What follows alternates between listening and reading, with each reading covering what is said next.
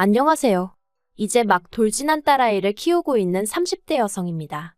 저는 오늘 그간 제 얼굴에 침 뱉기 같아서 차마 어디에 말하지 못한 이야기를 하려고 이렇게 컴퓨터를 켰습니다.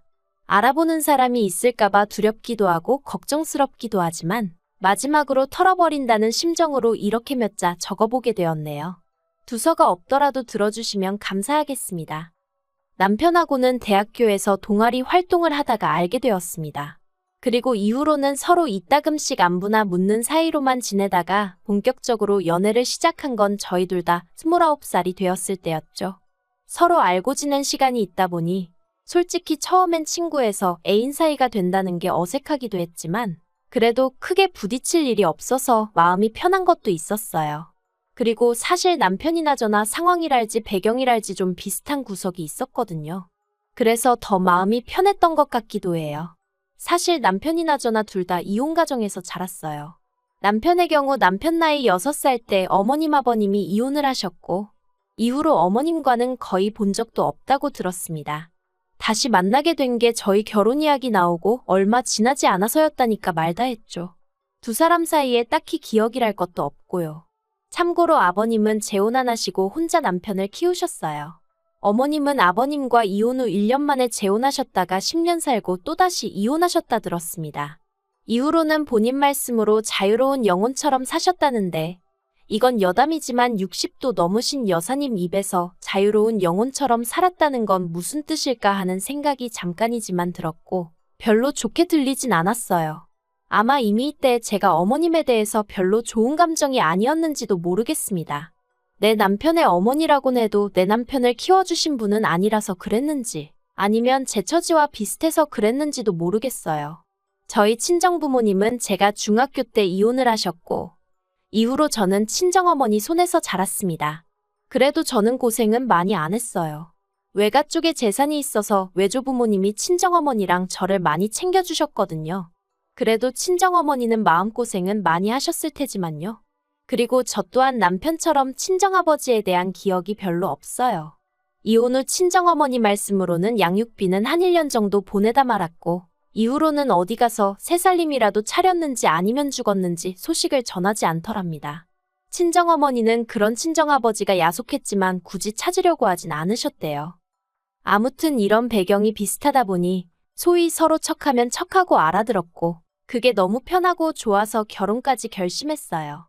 그런데 결혼식 날짜 잡고 식장까지 다 결정되고 나서야 남편이 어머님하고 연락이 닿았다는 이야기를 전해왔고 솔직히 저는 혼란스러웠습니다.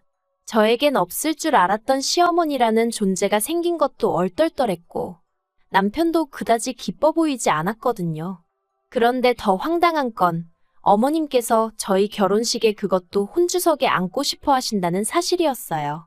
사실 저는 친정아버지가 안 계시니 남편과 같이 입장하려고 했고 화촉점화는 이미 아버님과 저희 친정어머니가 하시는 걸로 생각하고 있었거든요. 그런데 갑자기 생각지도 못한 어머님이란 존재가 나타나서 감나라 배추나라 하니까 솔직히 달갑지 않았습니다. 하지만 거기까지도 그러려니 하고 이해하려 했어요. 어쨌든 어머님께는 저희 결혼식이 큰 의미겠구나 싶어서요. 그런데 그게 다가 아니었습니다. 남편이 전하길 어머님이 당신 친척들과 지인들도 부르고 싶어 하신다는 거예요. 20년 넘게 얼굴은커녕 서로 소식도 모르고 지냈던 사람들을 말이죠. 그리고 그때부턴 솔직히 어머님이 도대체 저희 결혼식을 뭐라고 생각하시는 건가? 짜증도 나고. 그래서 결국 하객의 머릿수를 이유로 어머님께 친인척분들까지 모실 자리가 없을 것 같다고 말씀을 드렸습니다. 하지만 이 일로 어머님은 며느리 될 사람한테 무시를 당했다면서 결혼식 당일 혼주석에 앉아 눈물 콧물을 빼셨고 한마디로 결혼식장은 뒤숭숭 그 자체였습니다. 남편은 그런 어머님께 이럴 거면 그냥 돌아가시란 소리를 했는데 그게 또 빌미가 되어 어머님은 피로 현장에서도 훌쩍이셨으니 정말이지 저야말로 너무너무 속이 상해서 신혼여행지로 향하는 내내 눈물만 나더라니까요. 그런데 이건 시작에 불과했습니다. 저희는 양가도움 없이 신혼집을 구했는데 얼마 지나지 않아 어머님께서 떡하니 저희 집에서 10분 거리로 이사를 오셨거든요. 혼자도 아니셨어요. 저희보다 10살쯤 어려 보이는 여자와 함께였는데 알고 보니 재혼 후 낳으신 딸이더라고요. 황당해서 자식이라곤 남편 하나밖에 없다고 하시지 않았냐고 따졌습니다. 사실 그래서 혼주석에 앉게 해드린 것도 있었거든요. 그런데 말씀하시길 아들이 저희 남편 하나라고 했지 자식이 남편 하나라고 한 적은 없답니다. 이때 확실히 깨달았죠. 말장난하길 좋아하시는 분이라고 얽히면 안 되겠다고 말이죠. 하지만 사는 곳까지 가까워지자 어머님은 수시로 저희 부부와 만나길 원하셨습니다. 걸핏하면 저녁 먹으러 오라고 연락을 해오기도 하셨고 주말에 어디 가자며 난데없이 찾아오시는 일도 빈번했으니까요. 그래서 남편에게 어떻게 좀 해보라니까 자기가 뭘 어쩌냐면서 상황을 회피해버리는데 문득 남편은 그래도 자기 친어머니니까 이렇게라도 다가오시는 게 좋은 건가 하는 생각이 들더라고요. 게다가 믿었던 아버님마저 어머님 일에 있어서만큼은 우유부단하기 짝이 없으셨습니다. 하시는 말씀이 저더러 좋은 게 좋은 거다 생각하라나요? 그리고 이렇게 두 남자가 우유부단한 태도를 취하자 어머님은 귀신같이 그걸 알아차리시곤 그때부터 걸핏하면 가족 모임을 하자며 자리를 만드셨는데 그게 너무 고역이었어요. 한편 그런 와중에 저는 임신을 했는데 병원에서 말이 조산기가 있다고 했습니다.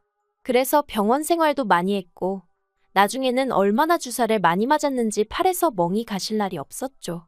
그런데 그런 와중에도 어머님은 그 가족 모임을 하지 못해 안달이셨고 그런 모임에 제가 응하지 못할 때면 남들은 잘만 낳는 애를 가지고 저런다며 자기도 둘이나 낳았지만 저처럼 유난스러운 사람은 본 적이 없다고 혀를 차셨어요. 지금 생각해보면 이런 일들이 하나씩 쌓이고 쌓였다 보니 제가 이렇게 더 화가 난 것 같기도 한데 아무튼 그렇게 제가 애를 낳고 나니까 이후로는 저희 애를 어디다 자랑을 못해서 안달이셨습니다. 아이 낳고 100일도 되지 않은 저에게 이모님한테 안부 전화 좀 드리라며 이모님이 저희 애를 보고 싶어 한다고 언제 갈 거냐고 하루가 멀다 하고 사람을 들들 볶지를 않나. 난데없이 삼촌이란 분과 영상통화를 하게 만드시질 않나. 그럴 때마다 너무 짜증이 났고 아무리 남편을 낳아주신 분이라지만 그렇다고 이렇게 나한테 함부로 하셔도 되는 건가 싶은 게 하지만 남편이란 작자는 중재는커녕 어려운 일도 아니지 않냐. 우리 애한테도 예뻐해 주시는 친척분들이 많이 생기면 좋은 거 아니냐 하며 저에게 무조건적인 이해만을 바랬으니 솔직히 저도 점점 더 예민해지고 어머님 말 한마디 한마디에 날이 서는 게 느껴지더라고요. 게다가 갑자기 생긴 신우라고 해야 되나요? 어쨌든 남편하고 피가 반은 섞였으니 어머님이 재혼해서 낳으셨다는 그 딸. 어머님은 제가 그 딸에게 살갑게 대해주지 않는다며 그렇게 서운함을 호소하셨어요. 사람 정이 그리운 애라면서 제가 언니처럼 좀 챙겨주면 얼마나 좋겠냐고 왜 이렇게 선을 긋냐 하시면서 나중에 저희 부부한테 무슨 일이라도 생기면 저희 애각이 될 건 당신 딸 그러니까 고모뿐이 없는 거라면서 저더러 신경 좀 쓰라는 말씀을 몇 번이나 하셨죠.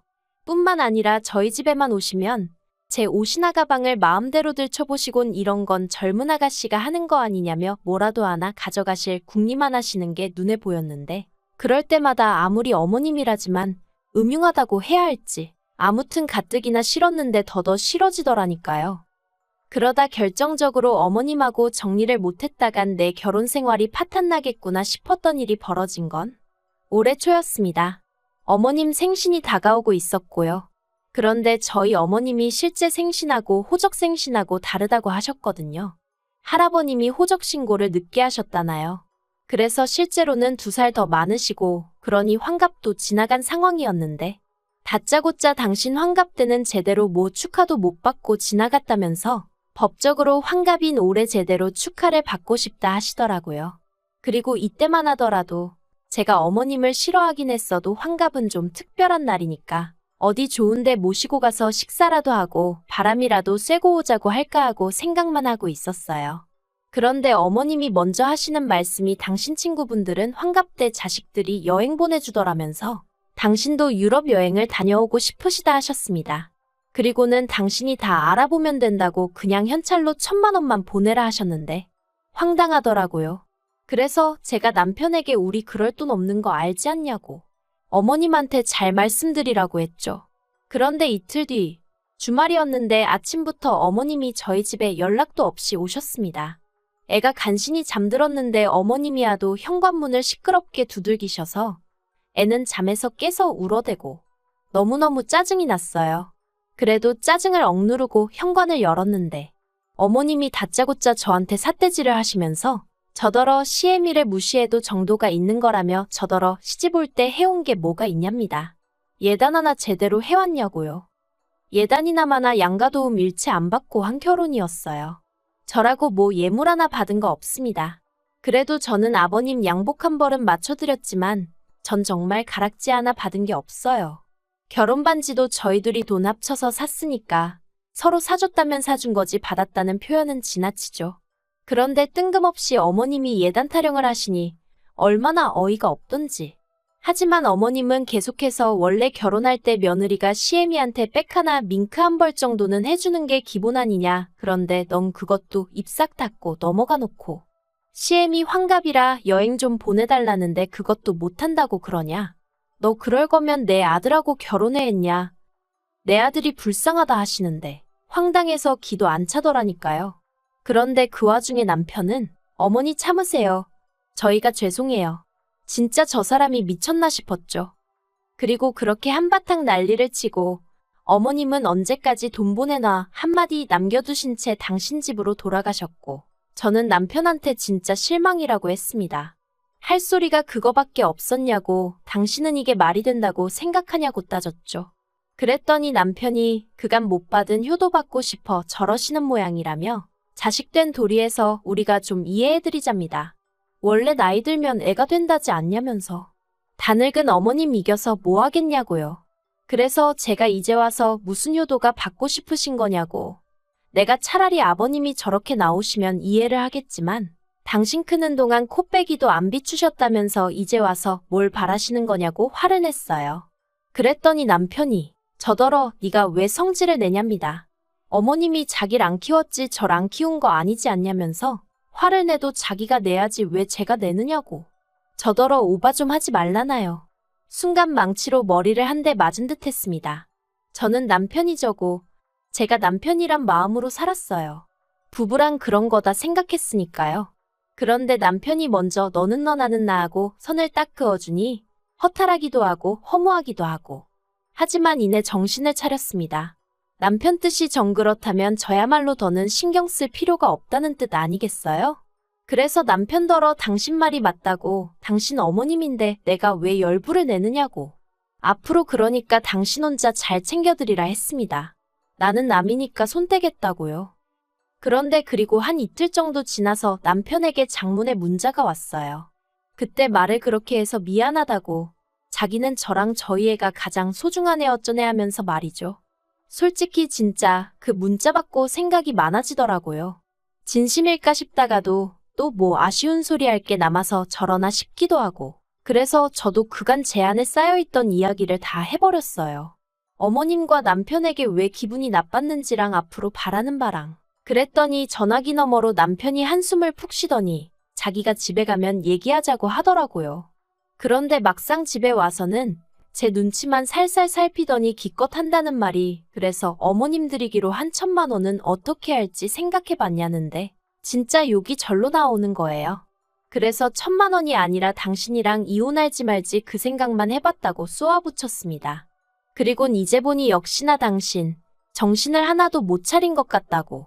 그렇게 어머님이 좋으면 어머님하고 가서 살라 했죠. 나랑 가정을 꾸렸으면 우리 가족 계획이나 건실하게 세우고 앞으로 잘 살아갈 생각을 해야지. 어머님이 앞으로 당신 앞날을 책임져 주실 것 같냐? 뭐만 하면 생사도 모르고 살던 일가 친척까지 다 튀어나오는 마당에 그거 다 수발 들으며 살 거냐? 나는 그렇게 못 산다 했어요. 그랬더니 남편이 그러지 말고 일단은 어머님 생신부터 챙겨드리고 이후에 차근차근히 이야기해보잡니다. 자기가 아는 한 어머님 그렇게 나쁜 분 아니라면서. 그리고 저더러 항상 외동딸이라 외롭다 하지 않았냐?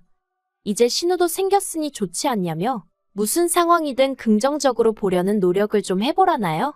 마치 저를 무슨 어린아이 타이르듯 달래려드는 남편을 보고 있으니 정말 너무너무 화가 나는 게. 그래서 다 필요 없다고 더는 복잡한 당신 집 구석하고 얽히기 싫다 했습니다. 그리고는 결국 저희는 이혼했고요. 이혼하고 나서 한 달에 한 번 남편에게 아이를 보여주게 되었는데 언젠가 한 번 어머님이 같이 오셨습니다. 예상치 못한 상황이었지만 어쨌든 핏줄이라 보고 싶어 오셨다는데 내칠 수가 없어 보여드렸고, 그러면서 이런저런 대화가 오갔는데 제가 어머님 때문에 이혼했다 했어요. 남편이 정말 입을 떡 벌리고 저를 쳐다봤고 어머님은 금시초문이셨나 봅니다. 당신 때문이라곤 상상도 못하셨던 모양이에요. 그래서 모르셨냐니까 자기가 뭘 어쨌다고 자기 탓을 하냐며 방방 뛰시대요. 그래서 그냥 그렇게만 알고 계시라 했어요. 어머님만 남편 인생에 나타나지 않으셨으면 이 사람 지금 저랑 잘 살고 있었을 거라 했죠. 그리고 어머님이 저한테 뭐라고 욕을 하신 것 같은데 별로 귀담아 듣진 않았어요. 어머님이 정말 남편에 대한 애정이 남아있으시다면 제 그 말이 계속 맴돌고 생각나겠죠? 그리고 남편이 힘들어할 때마다 당신 때문인가 하고 자책도 하게 되실 거예요, 그렇죠? 꼭 그러셨으면 좋겠어요. 어머님 때문에 졸지에 저도 이혼녀 딱지 달고 우리 애는 또 남편이나 저처럼 이혼 가정에서 자라게 되었으니 어머님만큼은 죽는 날까지 한껏 죄책감을 느끼며 사셨으면 좋겠습니다.